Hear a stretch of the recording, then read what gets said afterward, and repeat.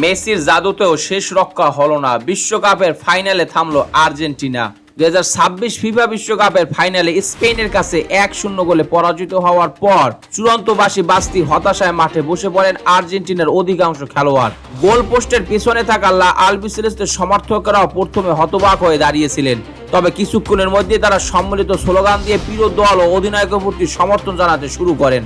গ্যালারিতে সমর্থকেরা আকাশে জার্সি উড়িয়ে লিওনেল মেসির নাম ধরে গান গাইছিলেন। অন্যদিকে স্টেডিয়ামের বিভিন্ন প্রান্তে থাকা বড় পর্দায় বারবার দেখানো হচ্ছিল অশ্রুসিক্ত আর্জেন্টাইন অধিনায়ককে।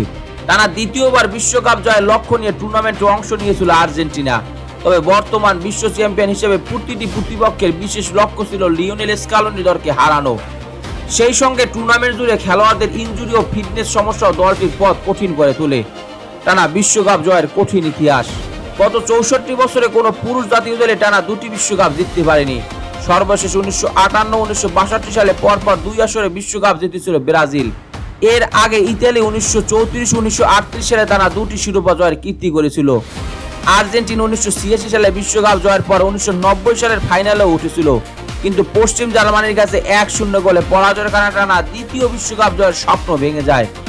2026 সালেও প্রায় একই পরিণতি হলো আর্জেন্টিনার। আবারও ফাইনালে উঠে মাত্র 1 গোলের ব্যবধানে তাদের শিরোপা ধরে রাখার স্বপ্ন শেষ হয়ে গেল। আর্জেন্টিনার 1978 বিশ্বকাপ জয়ী তারিখা মারিও কেম্পে জুন মাসে ইএসপিএনকে বলেছিলেন, 1978 সালের বিশ্বকাপ জয়ের পর 1982 সালে আমি এমন এক অভিজ্ঞতার মুখোমুখি হয়েছিলাম, তখনই আমরা বুঝেছিলাম টানা 2 বার বিশ্বকাপ জয় করা মোটেও সহজ নয়। অন্য দলগুলো তখন আপনাকে আরো ভালোভাবে চেনে এবং আপনার খেলার ধরন সম্পর্কে পরিষ্কার ধারণা রাখে। তিনি আরো বলেন, আর্জেন্টিনাকে নিজেদের খেলায় পরিবর্তন আনতে হবে, কারণ তারা এমন একটি জাতীয় দল যাদের সবাই হারাতে চায়। প্রতি 4 বছর পর পর বিশ্বকাপ জয় করায় অবিশ্বাস্য রকম কঠিন, সেখানে টানা 2 বার চ্যাম্পিয়ন হওয়া আরো কঠিন। গ্রুপ পর্বে দুর্দান্ত ছিল আর্জেন্টিনা। গ্রুপ পর্বে দুর্দান্ত পারফরমেন্স দেখিয়েছিল আর্জেন্টিনা। আলজেরিয়া, অস্ট্রিয়া ও জর্ডানকে পরাজিত করে তারা পূর্ণ পয়েন্ট নিয়ে নকআউট পর্বে এসেছিল।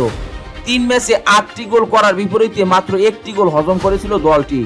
টুর্নামেন্টের প্রথম ম্যাচে হ্যাটট্রিক করে ইতিহাস গড়েছিলেন লিওনেল মেসি। আর্জেন্টিনার প্রথম 8 গোলের মধ্যে 6টি করেছিলেন তিনি। নকআউট পর্বে মেসির অসাধারণ মুহূর্তগুলো দলকে বারবার কঠিন পরিস্থিতি থেকে উদ্ধার করেছে।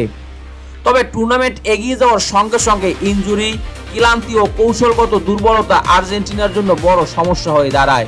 শেষ পর্যন্ত ফাইনালে এসে সেই সমস্যাগুলোই তাদের পরাজয়ের অন্যতম কারণ হয়ে ওঠে। ম্যাচ পরবর্তী সংবাদ সম্মেলনে স্কালোনি বলেন, টুর্নামেন্ট জুড়ে আমাদের সামনে বিভিন্ন বাধা এসেছে, সেই কারণে দলে অনেক পরিবর্তন করতে হয়েছে। ইনজুরি ও ক্লান্তিতে দুর্বল হয়ে পড়ে দল। Emiliano Martinez, Cristian Romero, Nahuel Molina, Gonzalo Montiel ও নিকো গঞ্জালেস সামান্য ফিটনেস সমস্যা নিয়ে বিশ্বকাপে অংশ নিয়েছিলেন। প্রথম কয়েকটি ম্যাচে তারা বড় কোনো সমস্যা ছাড়াই খেলতে পারলেও টুর্নামেন্টের শেষের দিকে ক্লান্তি ও চোটের প্রভাব স্পষ্ট হয়ে ওঠে। ফাইনালের আগে সংবাদ সম্মেলনে মার্টিনেজ জানিয়েছিলেন, আঙ্গুলের হাড়ে চির ধরা সত্ত্বেও তিনি অস্ত্রোপচার করাননি, বরং ব্যথা সহ্য করে বিশ্বকাপ খেলার সিদ্ধান্ত নিয়েছিলেন। খেলোয়াড়দের অতিরিক্ত ক্লান্তি থেকে রক্ষা করতে পুরো টুর্নামেন্টে তাদের খেলার সময় সতর্কভাবে নিয়ন্ত্রণ করেছিলেন স্কালোনি, কিন্তু দীর্ঘ প্রতিদ্বন্দ্বিতাপূর্ণ বিশ্বকাপ অভিযানের পূর্বাভাস শেষ পর্যন্ত এড়ানো সম্ভব হয়নি। ফাইনালে প্রথমার্ধ শেষ হওয়ার আগে ইনজুরির কারণে মাঠ ছাড়তে বাধ্য হন লিসান্দ্রো মার্টিনেজ। এটি ছিল স্কালোনির পরিকল্পনার বাইরে একটি পরিবর্তন। পরে রোমেরো মাঠে পড়ে গিয়ে বদলির সংকেত দেন। এই পরিবর্তনগুলো আর্জেন্টিনার রক্ষণভাগকে আরো দুর্বল করে দেয়। রাউন্ড অফ 32-এ কেপ ভার্দের বিপক্ষে ম্যাচের পর থেকে রক্ষণে কিছুটা দুর্বলতা দেখা যাচ্ছিল। ফাইনালের অনাকাঙ্ক্ষিত বদলিগুলো সেই সমস্যা আরো বাড়িয়ে দেয়। স্কালোনি বলেন, আমাদের গুরুত্বপূর্ণ কয়েকটি জায়গায় এমন কিছু ইনজুরি হয়েছে যা আমরা আশা করিনি।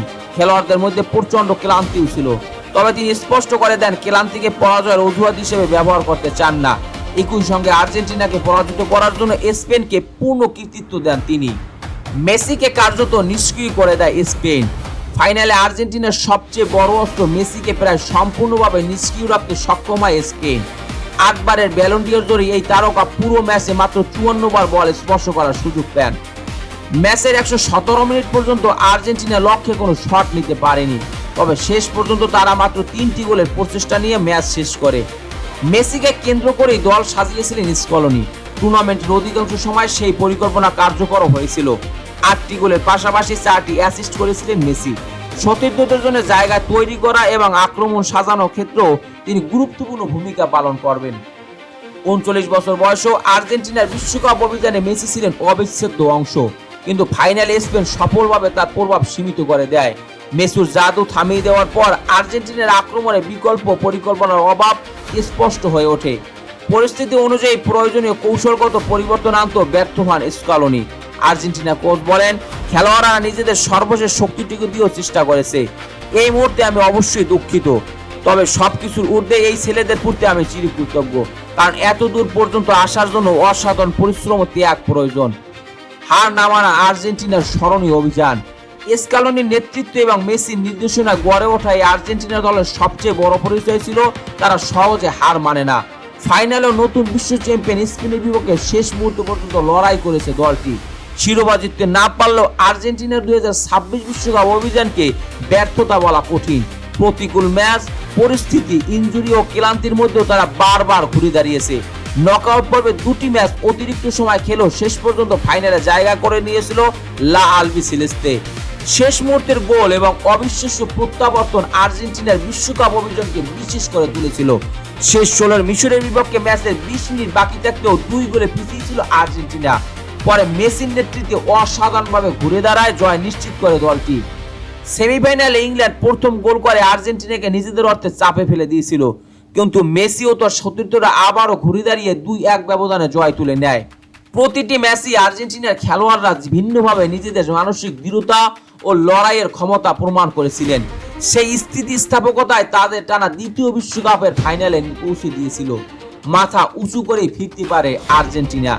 শেষ পর্যন্ত বিশ্বকাপে ট্রফি তুলেছে স্পেন, তবে আর্জেন্টিনা নিজেদের পারফরমেন্স নিয়ে গর্ব করতে পারে। তারা শিরোপা ধরে রাখতে পারেনি, কিন্তু কঠিন পরিস্থিতির মধ্যেও বিশ্বকাপের ফাইনালে পৌঁছেছে। মেসির নেতৃত্ব, খেলোয়াড়দের ত্যাগ এবং শেষ মুহূর্ত পর্যন্ত লড়াই চালিয়ে যাওয়ার মানসিকতা এই বিশ্বকাপ অভিযানকে স্মরণীয় করে রাখবে। ফাইনালের পর আর্জেন্টিনার খেলোয়াড় ও সমর্থকদের চোখে অশ্রু ছিল, কিন্তু সেই অশ্রুর আড়ালেও ছিল গর্ব একটি দলের জন্য যারা শেষ মুহূর্ত পর্যন্ত বিশ্বাস রেখেছিল এবং কখনো লড়াই ছেড়ে দেয়নি। দর্শক, আর্জেন্টিনার এই বিশ্বকাপ অভিযানটি আপনি ঠিক কিভাবে মূল্যায়ন করছেন? চাইলে আপনার মতামত আমাদের কমেন্ট বক্সে জানিয়ে দিতে পারেন। খেলাধুলা বিষয়ক সকল আপডেট সবার আগে পেতে স্পোর্টস মিডিয়ার সাথেই থাকুন। পেজটি ফলো দেবেন, চ্যানেলটি সাবস্ক্রাইব করতে ভুলবেন না। ধন্যবাদ সবাই।